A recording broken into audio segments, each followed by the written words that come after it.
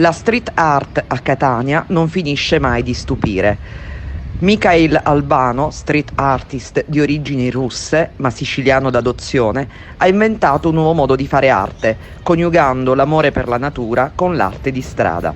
Già da un anno, infatti, in giro per la città di Catania si possono ammirare particolari pellicole trasparenti con sopra raffigurate delle straordinarie opere d'arte.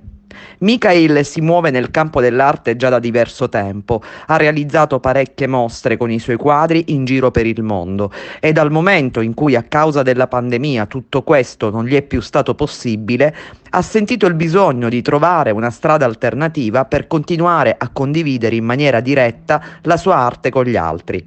Così è nata la Film Art, attraverso l'utilizzo di una speciale pellicola biocompatibile. Allora Mikhail, ci parli meglio un po' di quello che realizzi, soprattutto del materiale che utilizzi per realizzare le tue opere? Allora, io faccio queste opere di street art. L'idea è nata innanzitutto per regalare un po' d'arte alle persone.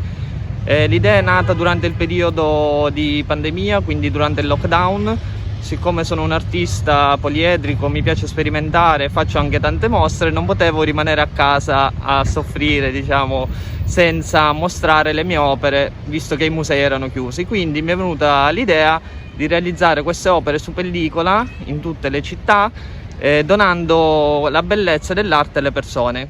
Queste opere sono realizzate su una pellicola biodegradabile compostabile fatta da filamenti di mais, e dopo un certo periodo questa pellicola si autodistrugge, si diventa concime per il terreno.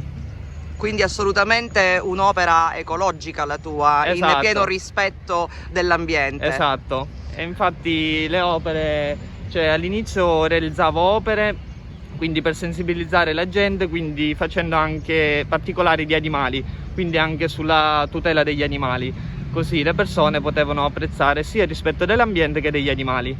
Da lì poi è nata anche l'idea di far scoprire alle persone tutte le opere d'arte più famose, quindi cercare anche di coinvolgerli e di educarli alla storia dell'arte, quindi alla bellezza dell'arte.